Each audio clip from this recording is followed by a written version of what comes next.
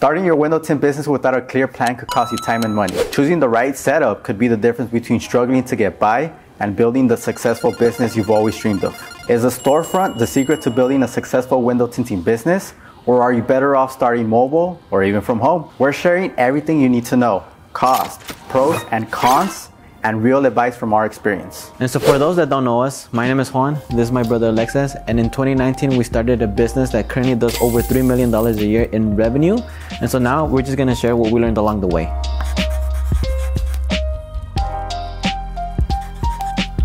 Before we even get ahead of ourselves, because I know it's fun to think about if I could go mobile from my garage or getting a storefront, we have to start with, what do you want? What are our goals? Do I want to make this a side hustle where I keep my job from Monday to Friday and I only work Saturdays and Sundays for a little bit of extra money? Or do I want to make this a full-time income where eventually it's going to become my business? So the next thing you have to think about is your risk tolerance. How much risk am I willing to take on myself? If I open up a storefront, am I comfortable with a 2-year, 3-year, 4 lease where regardless if I make money or not, I'm still liable for that? Are you willing to risk that? And then the next one is me and my brother, we started our entrepreneur journey when we were younger because we didn't have risk.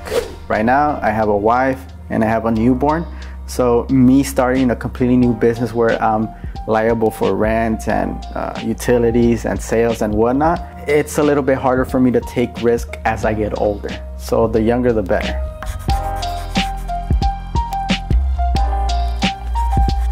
All right, so now let's take a look at the storefront route. First, we'll start with the storefront pros. One of the pros that you're gonna have with the storefront is you're gonna have more foot traffic. If you're on the main avenue, you're gonna have people walking by, driving by, and there's gonna be a bigger chance of people being able to find your business. Now, another positive is the fact that depending on the location you get, you're able to have customers waiting in a comfortable area, maybe with AC, heating, maybe you have some snacks, and so that's a real positive for the customers that are waiting, as opposed to maybe some shops that we've gone, or some places, garages, or even mobile, where we just have to wait standing there. And so depending on the one you get, the waiting area can be a really positive for your customers. The other positive is that you're gonna have a dedicated area to work with. I know if you're mobile, depending on the size of your car or your van, you're gonna have to bring your tools, you're gonna have to take them out at the end of the day. So with the storefront, you're gonna have everything set up, and you're gonna set it up in a way to be very efficient. Now, the biggest, in my opinion, one is the fact that it brings you credibility, because having a storefront, having a commercial space, having maybe even a retail space,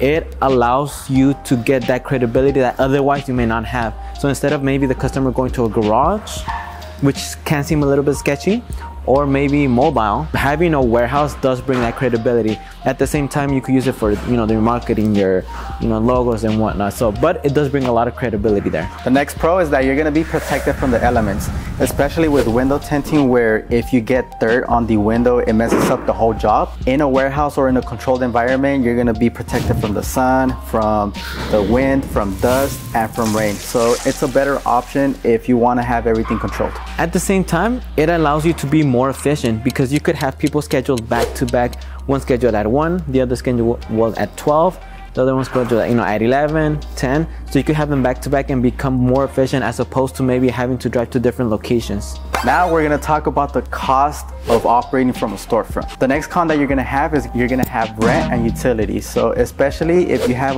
a bigger storefront like this warehouse, your rent, you're always gonna have to be paying it every single month. Now the next one, if you do want to be legit, it's liability insurance, which luckily, depending on where you're at, it's not that expensive, so it isn't such a big expense, but that is something that you would want in the case an accident or an emergency does happen. The next con of having a storefront is that you're gonna have to put your initial deposit. Usually from our experience, when we had to put a deposit for a warehouse, we had to put 3 to 4 months, but that was during the COVID times. Now it might be a little bit different. But on our end, it was around 3 to 4 months plus the first month's deposit. So if it's a bigger storefront, then the deposit's gonna be a little bit high. After that comes the monthly rent that is an obligation.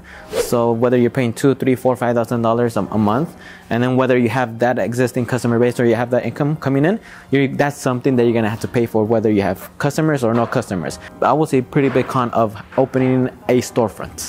Yeah, and then the next thing is your initial setup cost. Especially if you want to look a little bit more legit, you want to have your customers feel like they're being taken care of, and if they leave your car with you, they know that it's going to be in good hands.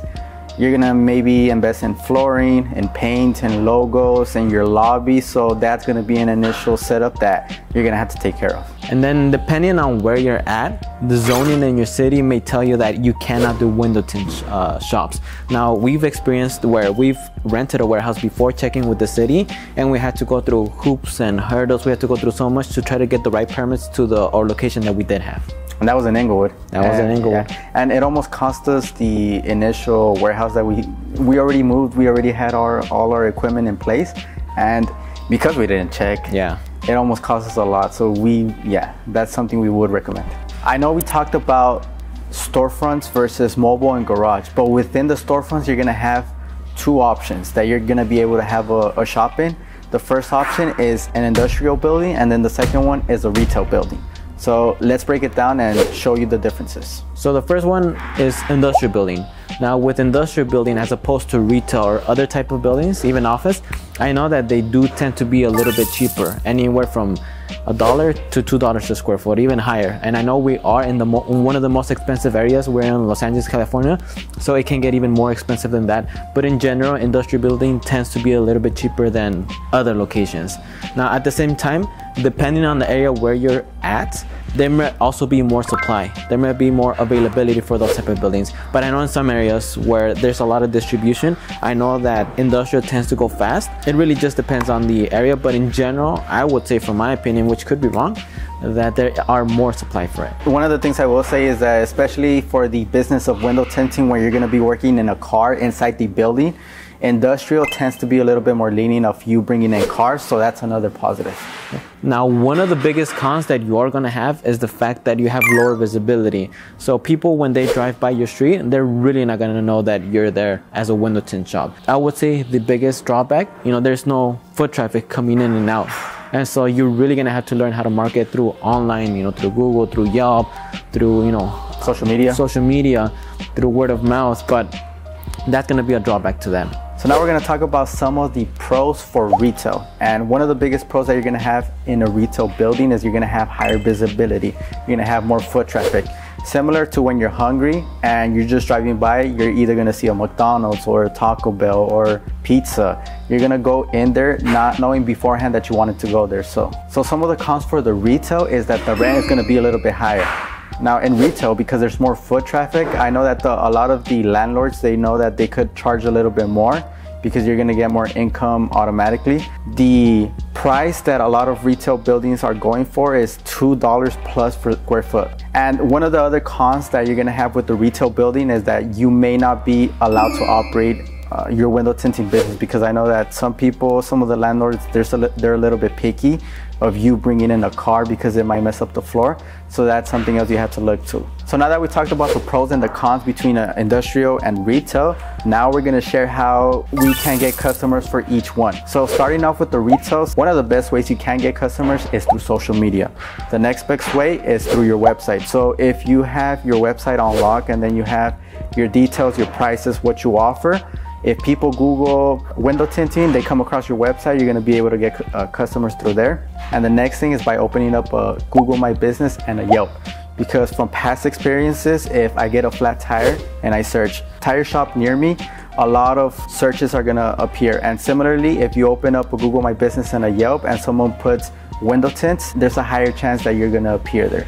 Where can we find a shop? The first time that we did find a place for ourselves was driving around. We saw for lease, for rent, and so that's the first way that we found our warehouse. At the same time, there's other online resources that you can use. I know Craigslist is one that we found the Inglewood warehouse in. Yep. LoopNet is, I think, the biggest one. But I also think that if you're in the place and if you're in the position to afford that, having a realtor look for places for you, because they probably have more resources and more locations that they know of that are not advertised online. So they're really expertise in that. And so it'll give you a good opportunity to find an even better location than maybe you might find on your own.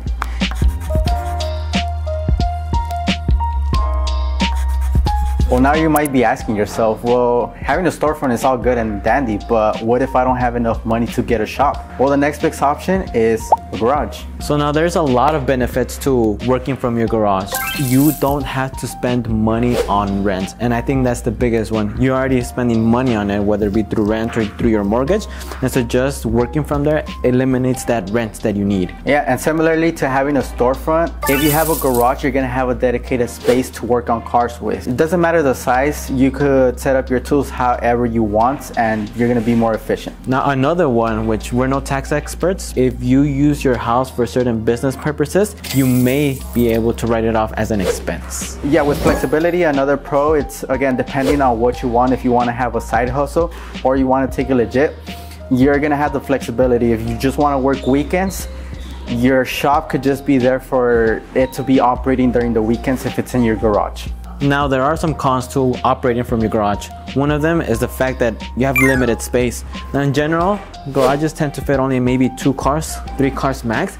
And so you're really limited to those amount of space. Now I know that you do have material there. You have your window tints, you have your tools, you probably need to have your cart. So that eats up even more space. So maybe at most 1 to 2 vehicles that you're gonna be able to have there. So you're limited in the amount of space that you do have in your garage. Now the next con is credibility.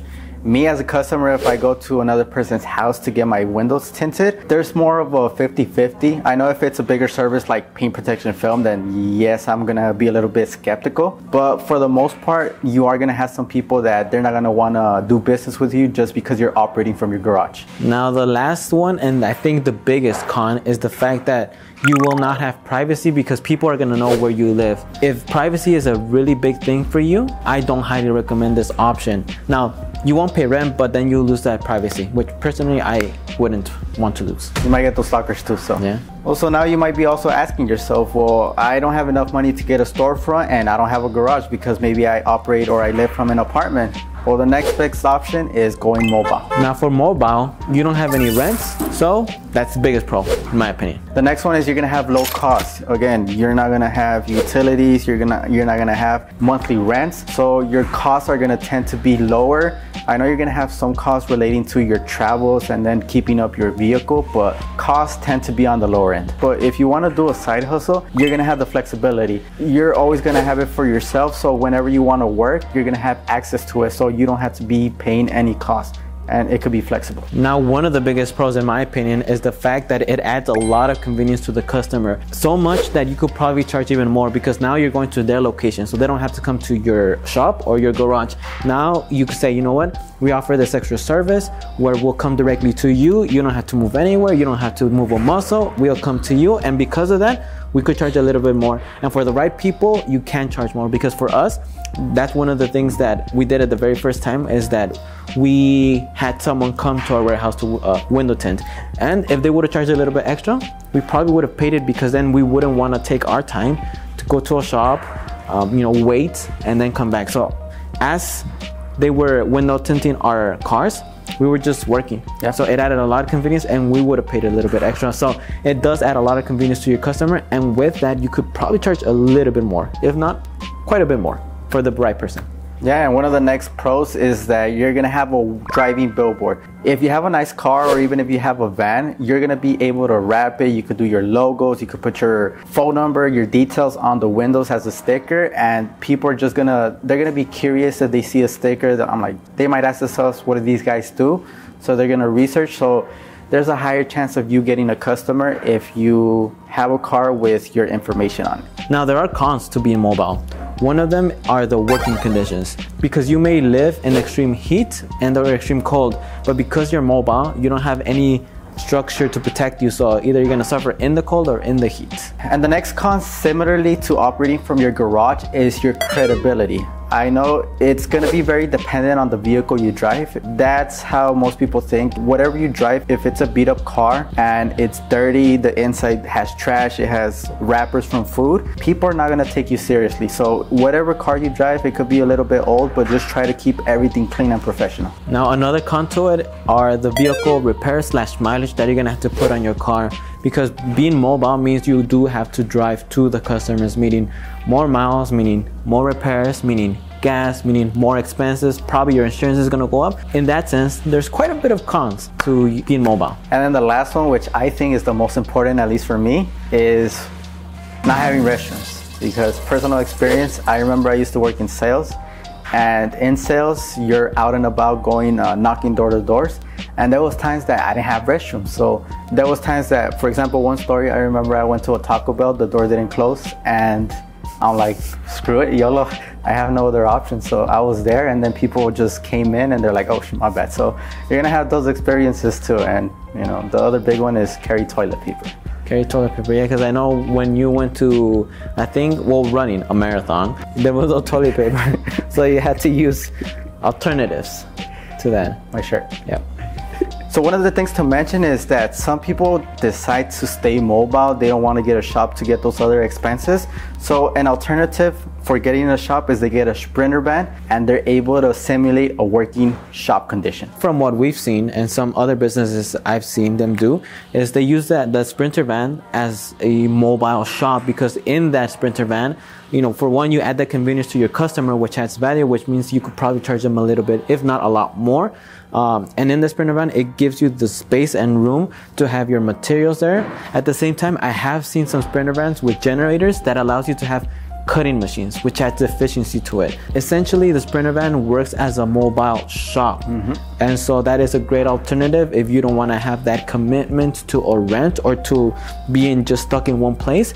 That Sprinter van, it allows you to do all those other things. Now, the one thing is that, you know, you do have the payment and probably the insurance too, but those are, you know, you have to weigh out your options. Which one do you think is better? Your payments for your car, for your Sprinter van, and the insurance, they're not going to be as much as a shop. So shops tend to be a little bit more expensive. The last thing I will mention is that if you are going to go the Sprinter van option, it's highly recommended to wrap your vehicle once you're able to.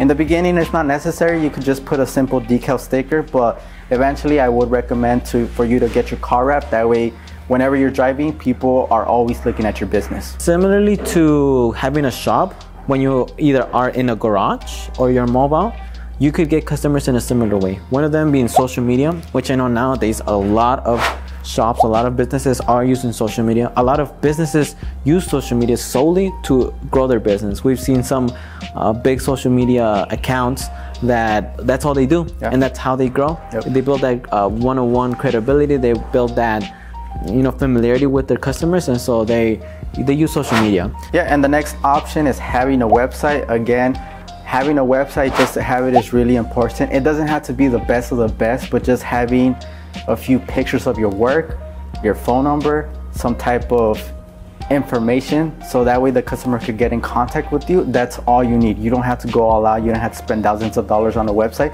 Just have the basic website structure to where customers are going to be able to contact you. Another alternative or another option, and you could also use this if you do have a shop, but you could use OfferUp, Facebook Marketplace, and Craigslist. Now for those, I know you do have to be a little bit careful, because maybe it might violate some of the policies, because I think they only allow you to sell products, and this is from my very little understanding. It may violate some of the policies, so just do your research. Maybe talk to someone that has done it, and then, you know, it may be an alternative, but just make sure that, you know, you're within the bounds of the law and or policies of the companies. Now, some of the recommendations, how I mentioned at the beginning, it is going to depend on your goals. So for those people that do want to make this a part-time income or want to have this as a side hustle, do it only on the weekend, Saturday and Sunday, stay and start off mobile or from your garage, because you don't want to incur expenses when you don't need to. As a part-timer or as a side hustle, it 100% doesn't make sense to get a storefront. So stick mobile or go with your garage. If you're gonna do this as something to the side, is don't invest in equipment that you don't need. You just could stick with your basic tools, your squeegees, your blades, your water, your material. That's all you need to get started. So don't spend on any materials or equipment that you don't need. Now, so if you want to have this as your full-time income and grow this business, there's a couple of recommendations that on my end, you know, what I would do is, for one, I would just focus on, you know, that's the only thing you're gonna focus on. There's no other focuses. You're just gonna learn at the beginning how to acquire the customers. That's all you're gonna do. That's all you're gonna do. And so you're gonna learn how to acquire the customers, and then as you build your clientele, as you build referrals, as you build your Google, the aim should probably be a storefront, because I know it does add a lot of credibility, legitimizes your business in the eyes of, you know, for one, the city with the zoning, the, you know, the state, and then, you know, paying your taxes. Having a storefront, it gives you a lot of benefits. Google My Business, I know a lot of the times they do require you, if not all the times, they require to actually have a business location. So just to give a quick recap of what we went over today is that it all starts with what are your goals? Do I want this as a side hustle where I have my job, but then on Saturday and Sunday I want a little bit of extra money and make this a side hustle? Or do I want to go all out and have this as my full-time income? The next thing is you have to take a look at your resources. Even though I want to get a storefront, am I able to afford it? And if the answer is no, then it may not be a good idea to start off with the storefront. So regardless of your goals, take a look at your finances. And then the last one is your risk tolerance. How much risk are you willing to take on? So having a storefront comes with the lease agreement. Most leases are on average a year to 3 years? A year to 5 years, it depends. A year to 5 years. So are you going to be committed to having that lease, even though if you don't have customers or you do have customers, are you willing to take that risk on? So all these things are going to play a factor of you deciding to go mobile, to go operating from your garage, or to go with the storefront. We broke down which business model to start with. Now, if you want to learn how to start a window tint business from A to Z, click this video here. And if it's not out yet, click here.